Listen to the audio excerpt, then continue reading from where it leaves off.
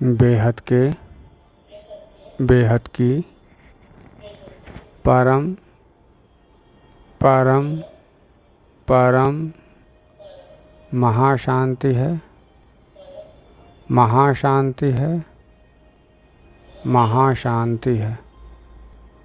आइए एक कदम almighty authority की ओर सीरीज में आज का विषय है इस ब्रह्मांड की, यह ब्रह्मांड की कितनी वैल्यू है इसका निर्धारण किया गया है, पार्ट 2। ठीक है। और यह टॉपिक लिया गया है माँ के दिव्य संदेश 22/10/2024, 22 अक्टूबर 2024। ठीक है। तो समझते हैं। पिछले पार्ट में हमने जाना कि इसकी वैल्यू इसलिए है कि ऑलमाइटी अथॉरिटी यानी बेहद के भी बेहद के परमात्मा, बेहद की कला के परमात्मा इस ब्रह्मांड में आए हुए हैं। तो फिर अब इस पार्ट में क्या जानेंगे? इस पार्ट में जानेंगे कि कब आए हुए हैं, कब के आए हुए हैं, क्या उनका रूप है, क्या वो किस रूप में आए हैं, कैसे उनको जाना जा सकता है, कौन है ऑलमाइटी अथॉरिटी के साकार रूप। ठीक है। तो शुरू करते हैं इस जानने के लिए कि ऑलमाइटी अथॉरिटी कैसे आए, कहाँ से आए। कहाँ से आए तो वो तो बाद की बात, बाद पता चलेगा। पहले कैसे आए। कहा जाता है कि जब मनु शत्रुपा ने तपस्या किया राम नाम का, तो इतनी घनघोर तपस्या की कि ब्रह्मा विष्णु शंकर उनसे खुश होकर आते जाते थे, लेकिन वो कभी आंखें नहीं खोले। ब्रह्मा विष्णु शंकर आए, उनके सामने आ रहे, मैं प्रसन्न हूँ, आंखें खोलो। उन्होंने आंखें नहीं खोला। फिर ब्रह्मा विष्णु कई बार ब्रह्मा विष्णु शंकर आए कि आप तो आंखें खोलो, उन्होंने नहीं खोला। फिर अंत में एक ऐसी आवाज़ आई जो उनसे अपरिचित थे, जो न ब्रह्मा के लग रहे थे, न विष्णु के लग रहे थे, न शंकर जी के लग रहे थे, किसी के लग नहीं रहे थे। अब उनको आवाज़, वो अपरिचित थे। कहे कि अब आंखें खोलो, कहे कि आंखें खोलो, मैं हूँ। फिर उन्होंने बोला कौन है आप? कि जिसे तुम रम रहे हो, जिसे तुम जप कर रहे हो। तो ठीक है, मैं आंखें खोलता हूँ। तो उन्होंने आंखें खोला तो सामने कुछ नहीं। कहते आप तो कुछ दिख ही नहीं रहे। कि मैं ऐसा ही हूँ, मुझे कोई देख नहीं सकता। फिर तो मैं आपको देखना चाहता हूँ। तो किस रूप में देखना चाहते हैं, कैसे देखोगे? तो उन्होंने राम के रूप का वर्णन किया। किस रूप? ये पीला वस्त्र होगा, धनुष होगा, सांवला रंग होगा, और राम के जैसे लंबे हाथ होंगे घुटने तक जाने वाले, कमल नयन होगा, हाथ में धनुष और बाण होगा। इस तरह से उन्होंने उनका रूप का वर्णन किया। जैसे रूप का वर्णन करते हैं तैसे वो प्रकट होते गए। तो फिर उसके बाद उन्होंने उनसे कहा कि आप मेरे पुत्र के रूप में जन्म लीजिए। तो कहा ठीक है, तथास्तु। भगवान ने कह दिया। तो फिर जब दशरथ जी का अवतार रूप हुआ तो फिर वो राम बन के आए, वही ऋषि रूप में। समझ आया? उसके पहले वो नहीं थे, गुप्त थे, और राम बन के आए तो प्रकट हुए साकार रूप में, ऑलमाइटी अथॉरिटी। फिर पूछेंगे कि वो तो भगवान विष्णु के अवतार थे। बिल्कुल, भक्ति मार्ग के अनुसार भगवान विष्णु के अवतार हैं। लेकिन एक बात सोचिए, परशुराम को भी भगवान विष्णु का अवतार कहा जाता है। बिल्कुल कहा जाता है। तो दोनों दो अवतार एक समय पर कैसे रहेंगे? भगवान विष्णु के दो अवतार एक समय पर कैसे रहेंगे? एक ही समय पर काम करते हुए, कर्म करते हुए, कर्म करते हुए दोनों अवतार कैसे रहेंगे? उस तरह से देखा जाए तो कृष्ण भगवान वासुदेव कृष्ण और परशुराम तब भी थे ना, जो द्वापर में भी। तो फिर ये इस बात को समझिए कि राम जो हैं भगवान विष्णु के अवतार नहीं हैं ज्ञान मार्ग के अनुसार, वो उसी के अवतार हैं जो ऑलमाइटी अथॉरिटी है। और भगवान कृष्ण भी उन्हीं के अवतार हैं। भगवान शंकर से पूछा गया कि भगवान परमात्मा कौन, तो उन्होंने बोला विष्णु जी। विष्णु जी से पूछा जाता है परमात्मा कौन, तो उन्होंने शंकर जी। लेकिन जब भगवान कृष्ण है तो ब्रह्मा जी ने भी कहा परमात्मा कौन, श्री कृष्ण। शंकर जी भी ने कहा परमात्मा कौन, श्री कृष्ण। विष्णु जी भी कहा परमात्मा कौन, श्री कृष्ण। और उसके बाद गीता में भगवान ने स्वयं कहा कि मैं ही परमात्मा हूँ, मैं ही ऑलमाइटी अथॉरिटी का रूप हूँ। उन्होंने ऑलमाइटी अथॉरिटी नहीं बोला, लेकिन वो वही बोला कि मैं ही परमात्मा हूँ। इसके पहले कोई परमात्मा अपने को कहता ही नहीं था मैं ही परमात्मा हूँ। क्यों? शास्त्रों में इतनी बार वर्णन हुआ, लेकिन किसी ने कोई नहीं कहा कि मैं ही परमात्मा हूँ। शंकर शिव पुराण पढ़ेंगे तो शिव ही सब कुछ है, शिव से ही सब कुछ उत्पन्न हुआ ऐसा लगेगा। विष्णु पुराण पढ़ेंगे तो लगेगा विष्णु ही सब कुछ है, क्योंकि विष्णु को भी गुणगान किया गया है, विष्णु को ही सब कुछ ऐसा ही बताया गया है। इसी तरह देवी पुराण पढ़ेंगे तो देवी सब कुछ सही रहेंगे, भागवत पुराण पढ़ेंगे भागवत सब कुछ करने वाले। तो ये ऐसा लगेगा, ऐसा ही है क्या? कोई तो होगा जो सबके देवता होंगे, सबके परम आत्मा होंगे, सबको रचने वाले, जो यह कह सके कि हाँ मैं ही परमात्मा हूँ। और वो कौन थे? भगवान कृष्ण। लेकिन वो कृष्ण साकार रूप में थे, उनका ज्ञान देने वाला रूप अलग था।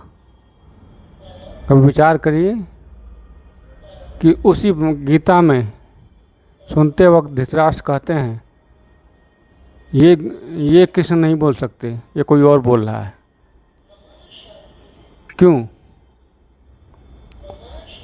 ठीक है। तो इस चीज़ को जो समझेंगे कि ऑलमाइटी अथॉरिटी पहले सूक्ष्म रूप में आए, राम के रूप में बने, प्रकट हुए मनु शत्रुपा के सामने, फिर उन्होंने राम अवतार लिया। राम अवतार मात्र अपने रूप से राम राज्य स्थापित करना चाहे, लेकिन नहीं हो पाया, द्वापर आ गया। फिर उनको अपनी सेना भेजनी पड़ी,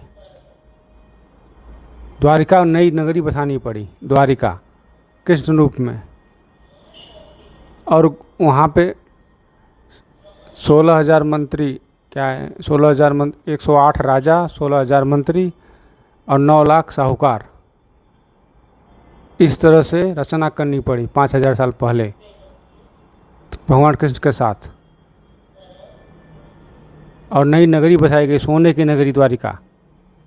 लेकिन वो अभी चल नहीं पाया इस तत्वों की दुनिया में। ठीक है। तो ये कहानी है ऑलमाइटी अथॉरिटी के रूप के आने की। तब ऑलमाइटी अथॉरिटी ने सोचा होगा कि सब जा रहे हैं, वापस क्यों नहीं आ रहे हैं। ठीक है। जो कौन सोचा होगा? जो मनु शत्रुपा को वरदान दिए, राम बन के रूप प्रकट हुए, वो निराकार स्वरूप से, लाइट स्वरूप से। ठीक है। तो वो कहे कि मैं स्वयं आऊँगा इस धरती पर, तो वो धरती पर आए हैं, स्वयं कहे हैं तो आए हैं। और सबसे ऊंच से ऊंच और नीच से नीच हर चीज़ का अनुभव करूँगा कि क्या ऊंच से ऊंच है, क्या नीच से नीच है। सबसे गरीब घर में अनुभव करूँगा, गरीबी अमीरी सब देखूँगा और सब अनुभव करूँगा। आखिर ऐसा क्या कारण है कि यह धरती पे जो भी जाता है वापस नहीं आता है, फंस जाता है। अगर समझा जाए तो परमात्मा तो वही होगा ना, जो ये जाने कि धरती पर मृत्यु लोक क्यों बना है,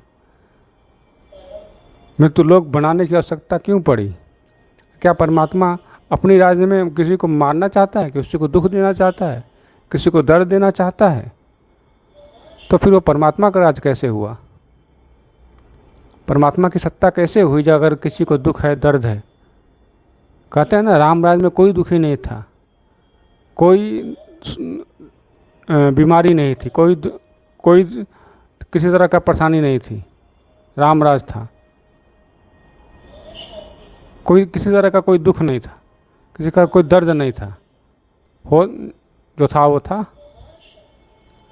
कहा जाता है, अब जो उस त्रेता युग के होंगे वो जानेंगे, उनकी आत्मा में उनका रिकॉर्डिंग होगा उस समय जो होंगे। ठीक है, तो इस चीज़ को समझिए कि ऑलमाइटी अथॉरिटी को आना पड़ा धरती पर, और उसी के पीछे ही सारे विधर्मी वाले भी आए। कहाँ से?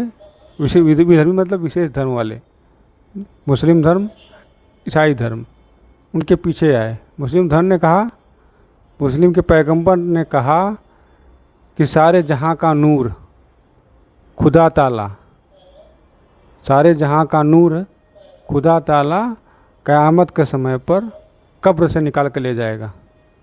तो कब्र, उन्होंने ज़मीन में गड़े हुए को कब्र समझ लिए, लेकिन ये नहीं जान पाए कि 5 तत्व ही कब्र है। सब फंसे हैं, सब रो रहे हैं, सब दर्द सह रहे हैं, सब दुख झेल रहे हैं।